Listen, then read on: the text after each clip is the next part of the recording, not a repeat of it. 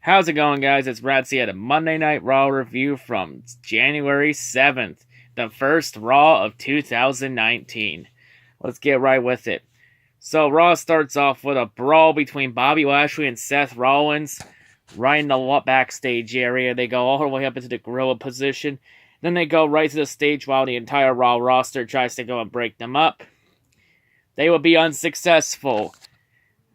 At one point, they would get Lashley off the stage, but keep Seth on it, but Seth would get through, and then he'd dive right on the Lashley off the stage. And then Lashley would go and throw Seth back onto the stage, and then that's when they were able to successfully break them all up. But after everyone gets broken up through all this, then guess whose music hits? It's Fuckboy Buckethead. So Fuckboy's music hits. John Cena comes out. Once again, the crowd reminds Cena that he sucks. And oh, by the way, for anyone who wants to say, oh, Cena loves the John Cena sucks chant. Cena loves to engineer it. Oh, really? If Cena loves it so much, then why was WWE trying to mute the chant? Because I noticed that they were trying to edit how loud it was. Trying to edit the chant. Give me a break with that. I don't know how anyone makes fucking excuses for John Cena. This fake phony fuck. Get out of here.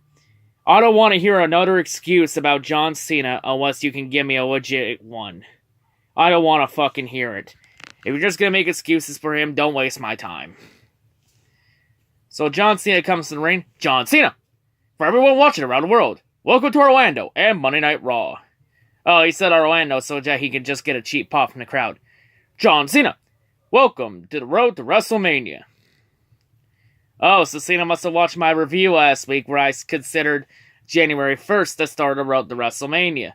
Well, Cena, if you're watching my review, I got a little message for you. Right there, buddy. Right there.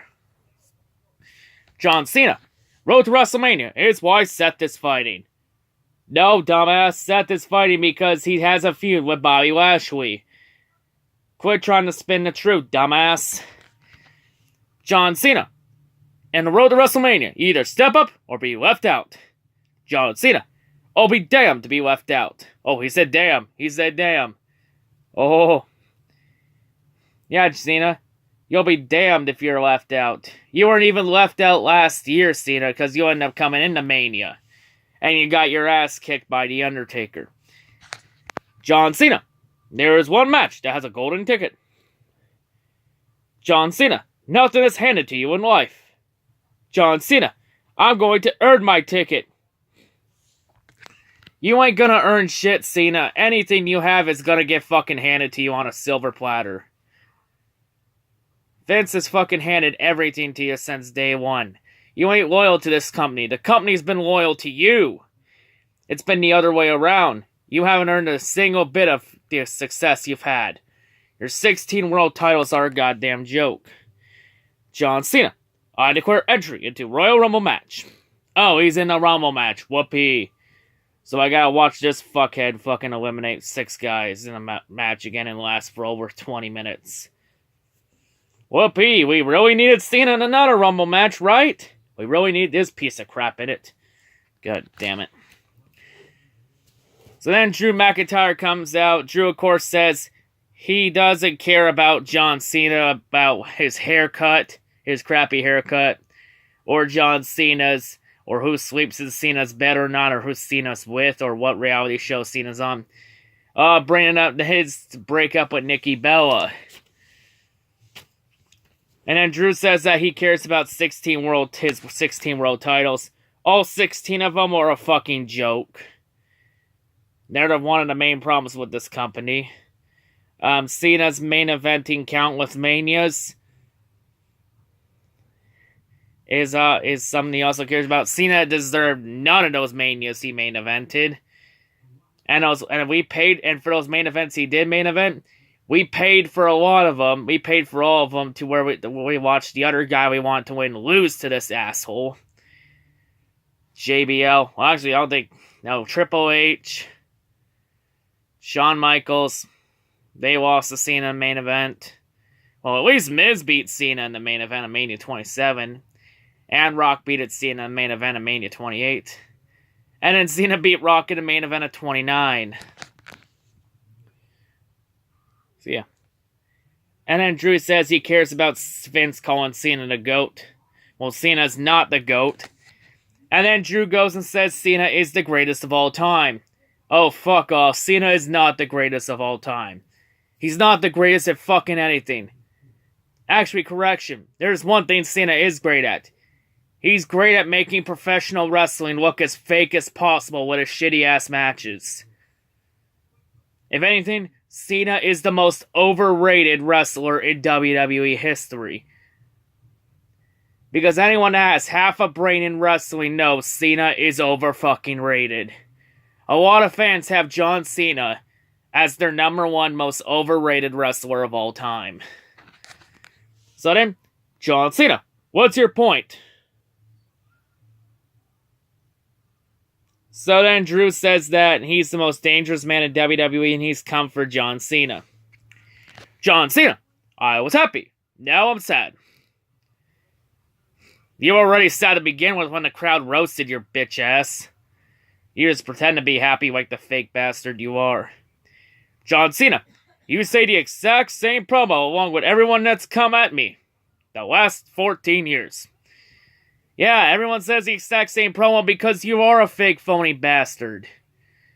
And guess what? A lot of those guys that did come at you with that promo, you know what happened? You grabbed that golden shovel of yours and you fucking buried every last one of them that was better than you. Names like Rusev. Names like Baron Corbin. Names like Ryback. Names like Dolph Ziggler. Names like Alex Riley. Who else? Names like Rusev. And I would say about Bray Wyatt. But Bray pinned Cena in an elimination in a multi-man match elimination chamber to win the WWE title. Cena fucking buried Bray Wyatt's ass. Bray was never the same after he lost that feud to Cena in 2014. And Cena also buried The Miz. But Miz is one of the greatest Intercontinental Champions of all time, you say. Yeah, how many world titles has Miz won since Cena won that feud over Miz back in 2011? I'll wait.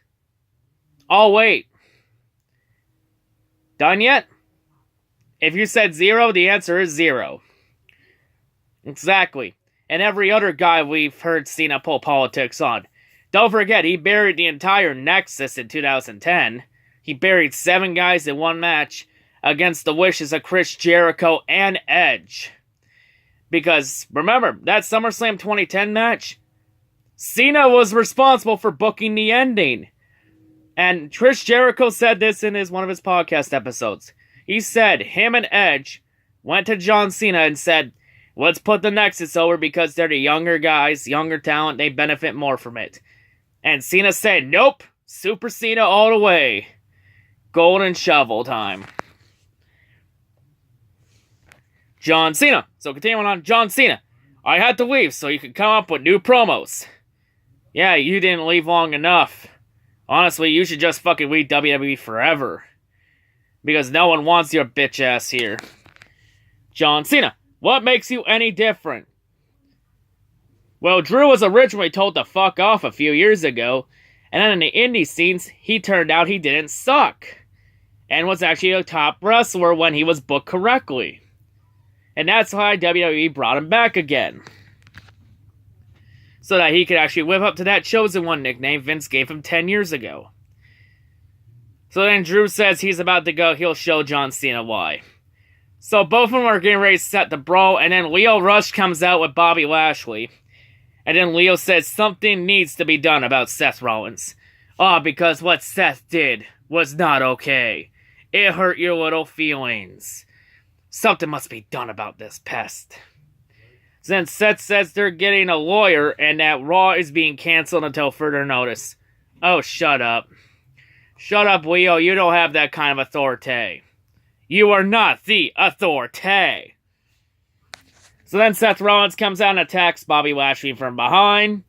And that starts a brawl on the stage. So then Dean Ambrose comes out and attacks Seth. And John Cena comes up the ramp and then attacks Dean Ambrose. Of course, Cena goes after Dean Ambrose. So then Finn Balor's music hits. Finn Balor comes out and he goes after Drew McIntyre on the stage. Finn hits the sling blade to Drew McIntyre in the ring. And then he hits a front flip dive to everyone outside the ring. And then that sets up our next match. A 6-man tag team match. That was impromptu.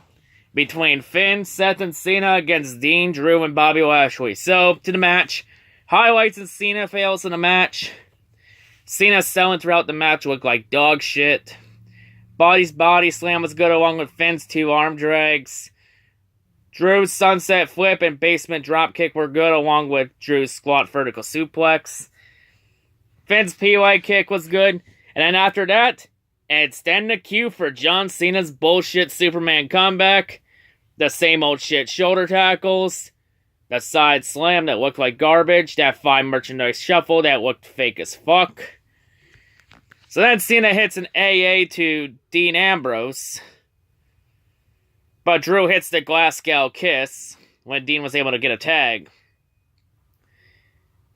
And guess what? That Glasgow kick got a 2 count because it's not a John Cena match without spamming the shit out of kickouts. So Cena drop kick looked like shit once again. His strikes looked fake as hell. Drew's spinebuster was good, but that only got a 2 count. And then Body's body slam was good. That only got a kick out at 2. Because John Cena, he always kicks out at 2. So then Cena hits an AA to Bobby Lashley. So then Drew gets a sleeper on Cena. And Cena selling the sleeper looked like crap because it looked like as soon as Cena went down, I kid you not, Cena started taking a nap. Again. That's not how you sell a sleeper, whole dumbass. Cena's headbutt looked like crap. Drew does have better headbutt than you. Then we have more Cena's garbage selling. But when Cena did tag out, Dean would hit a head toss. That would obviously get a kick out at 2. But when then there was a double clothesline. That looked decent. I was surprised Cena actually had a fucking decent move in this match. So when when John finally did tag out, we have Finn Balor in. Finn hits a step up in Zaguri, hits 2 sling blades, which were good.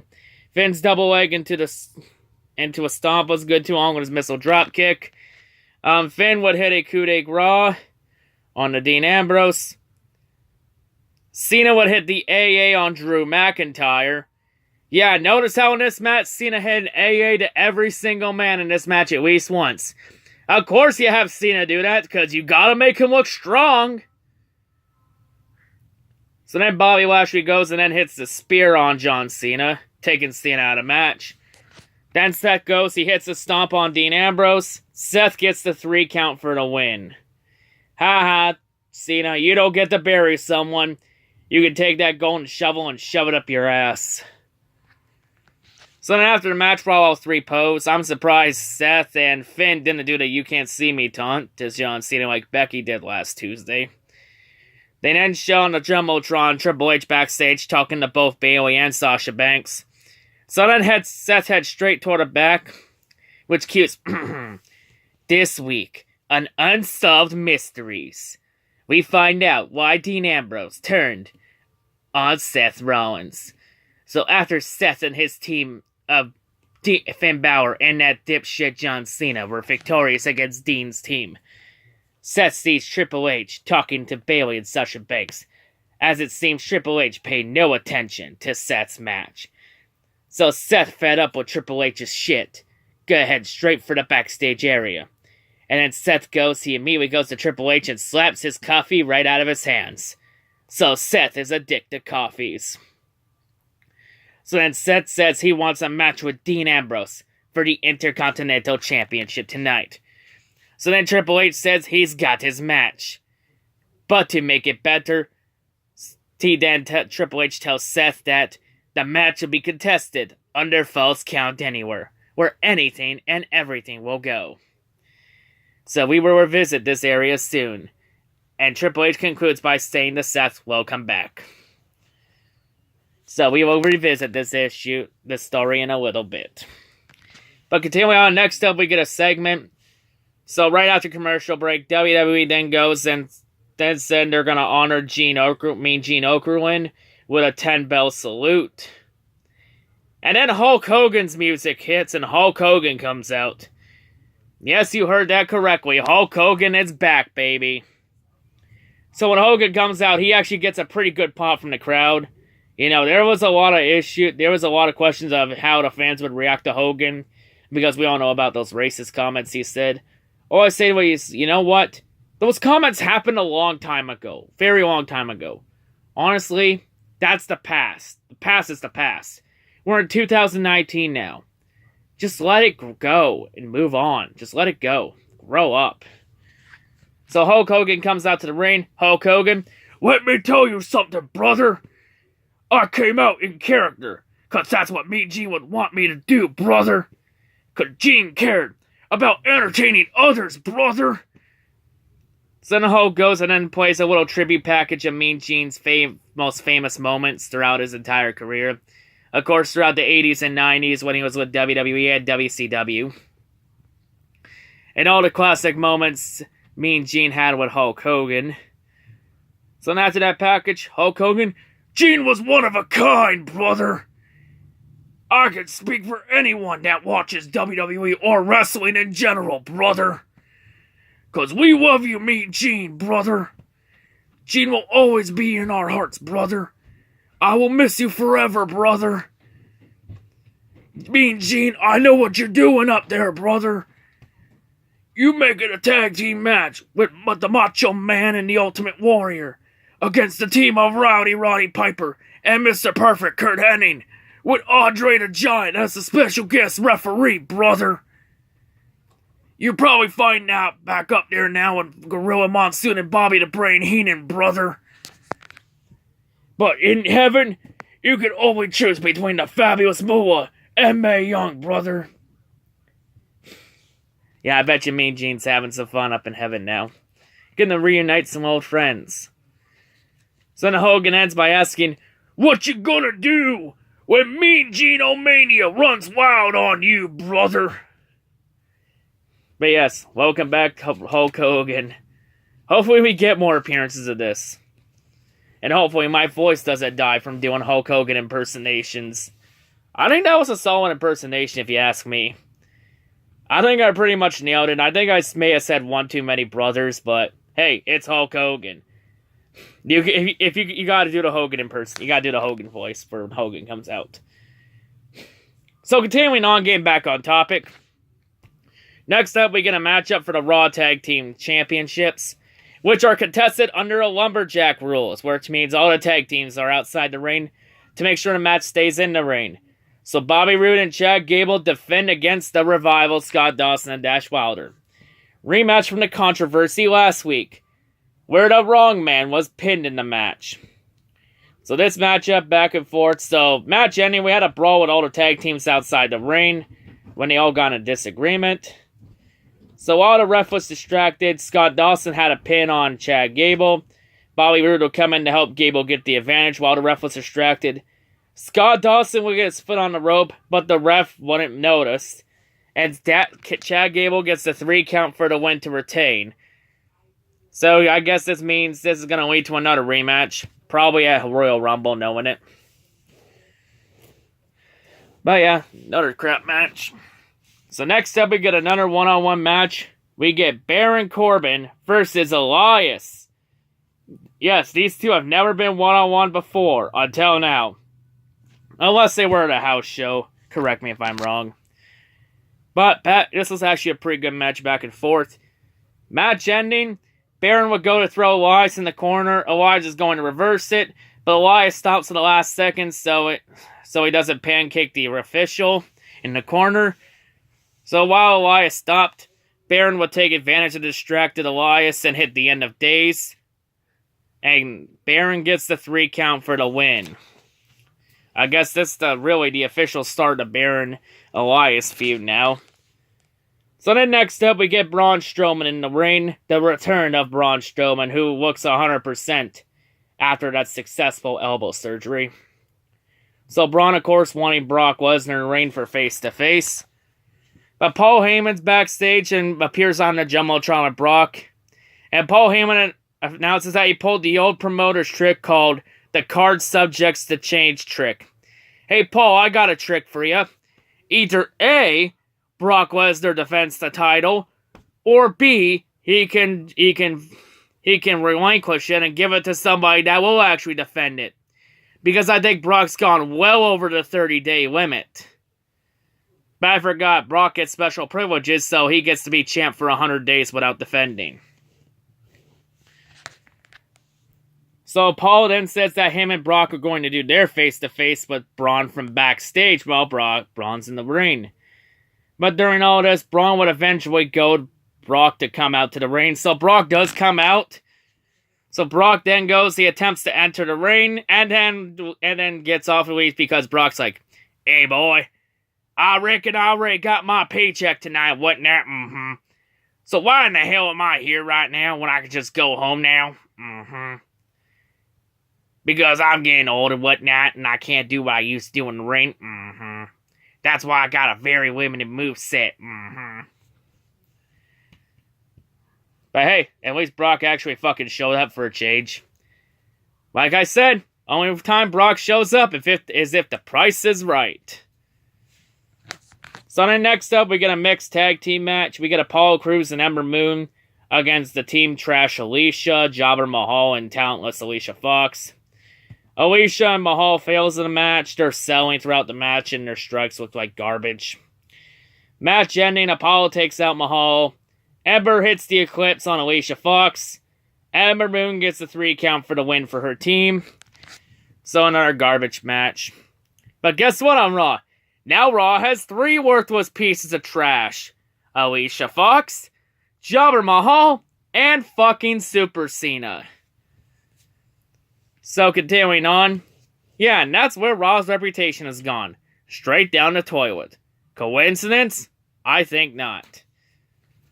So continuing on, next up, we get a Moment Bliss segment, Alexa Bliss's own talk show. Her special guest for this first episode is Raw Women's Champion Ronda Rousey. So, oh great goddess Alexa Bliss, what kind of bliss do you have in this moment for us, to us mortals today? So, of course, Alexa asks Ronda who she wants to defend her title against next at the Royal Rumble. Wait, what? You're actually going to have the titles defended at the Royal Rumble? What happened to you need every woman on deck for the Rumble matches? Unless you're going to have a shitload of NXT call-ups. And you're just going to plus you also got the NXT UK Women's Division now, too. And you can also pull people out from Mae Young Classic and call-up legends. Like, I imagine Trish Stratus and Lita will both be in the Rumble this year. I imagine it. So then Ronda says that she wants to face Sasha Banks. Of course, the women's roster is on the stage, all making a case on why they should get a rematch. So then Nia Jax comes out, and then Nia attempts to bully Sasha to the back of the line. And then Sasha goes and says, bitch, what line? Oh, she said bitch. So you obviously know Sasha's improvising on the go because WWE's creative could not think of a good line like that because of how shitty they are. So then Sasha goes says, bitch, what line? There's a ring right here and I will face you right now. Winner faces Ronda. So yeah, that was actually a good line from Sasha. So to the match, it was a back and forth match. So to our match ending, Nia would miss the face buster, her big right fist. Tamina would attempt to interfere, but Bayley would stop Tamina from interfering. Sasha locks in the bank statement on Nia for the tap-out win. So at the Royal Rumble, Sasha Banks will challenge Ronda Rousey for the Raw Women's Championship. I believe Sasha already said she's going to be in the Rumble match. And from what I heard, the Women's Rumble match is supposed to be in the WrestleMania main event. I mean, the main event of the Rumble. So I guess if Sasha does lose, she could just go back in the Rumble match and go 2 for... I guess maybe we're going to have some people compete in 2 matches at once. Just going to have to wait and see. So next up to our main event. Continuing back on the Unsolved Mysteries. So after Seth Rollins got his wish, we now get to our main event. the Falls Count Anywhere match for the Intercontinental Championship, where Dean Ambrose defends against Seth Rollins. So as Dean's coming out to the ring before the match, Seth would go and ambush Dean from behind for a pre-match assault. But when the match did get underway, the most of this match was Seth and Dean brawling around the area. They brawl at the curtain, everywhere in the crowd. Seth would even body slam Dean onto the announce table without the table breaking, so the table didn't break. But to the match ending, while they're on the stage, Seth would hit the stomp on Dean Ambrose. But then Bobby Lashley will come out and attack Seth on the stage viciously, hitting a body slam to where all Dean had to do was just crawl over. And Dean gets the 3 count to retain. But after the match, Bobby would then go and continue to attack Seth Rollins for post-match assault. So then Bobby goes and grabs Seth and puts Seth through the announce table with a one-handed spine buster. And Bobby Lashley is standing tall. And thus ends another episode of Unsolved Mysteries. And then this also ends our Raw review. So once again, another garbage-ass episode. The main event was actually pretty decent, but we had that terrible start to the show with John's. But you know, it's John Cena. What can he do? So, another garbage episode of Raw. 2 out of 10, my final rating. What else is there to say? Yeah, remember I said 2019 couldn't get any worse than 2018? Oh, wait. It did. But that's a rant for another day. So yeah, that's all I gotta say. Hope everyone's a great day, and yeah, peace out.